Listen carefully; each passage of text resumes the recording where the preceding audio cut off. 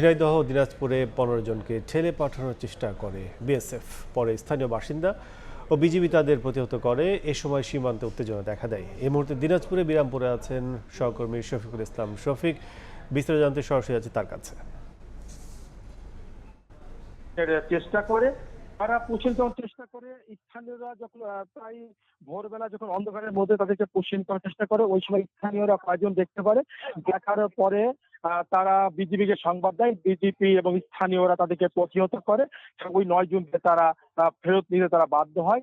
বর্তমানে আমি যেখানে দাঁড়িয়ে আছি, আমার পিছনে ঠিক অপোজিট সাইডেই ওই বাঁশবাগানের নিচে ৯ জনকে বসে রেখেছে বিএসএফ। তো আমরা স্থানীয়দের কাছে জানার চেষ্টা করছিলাম, স্থানীয়র সাথে কথা বলেছি। স্থানীয়রা বলছেন আজকেই ভোরের দিকে ওই ৯ জনকে তারা জোর করে পোষণের চেষ্টা করে তারা প্রতিহত করে। এখন বর্তমানে এখানে বিজিবি, গ্রাম পুলিশ, স্থানীয়রা লাঠিসোঁটা নিয়ে তারা এখানে দাঁড়িয়ে আছে। তারা বলছেন কোনোভাবে ওই নারীদেরকে বাংলাদেশে পোষণের কোনো সুযোগ নাই।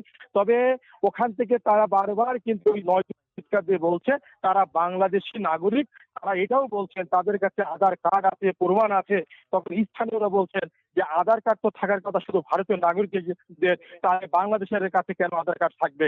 তবে এই বিষয়ে আমরা বিজিবি ঊর্ধ্বতন কর্তৃপক্ষের সাথে কথা বলার চেষ্টা করেছিলাম। তারা আমাদের সাথে কোনো ফোন রিসিভ করেনি বা কথা বলেনি। সর্বশেষ এখানে আমরা তখন সকাল থেকে দেখেছি যে উভয় পক্ষে বিজেপি, বিএসএফ তারা অতিরিক্ত সৈন্য মোতায়েন হয়েছে। তবে বিএসএফ কিন্তু বারবারই চেষ্টা করছে, তাদেরকে পুষের চেষ্টা করছে। তো স্থানীয়রা প্রতিহত, কিন্তু এখনো তারা বলছে কোনোভাবে তারা বাংলাদেশে তারা পুষিং করতে দিবে না। তো এই সীমান্ত থেকে পুষিনি আমার কাছে ছিল সর্বশেষ।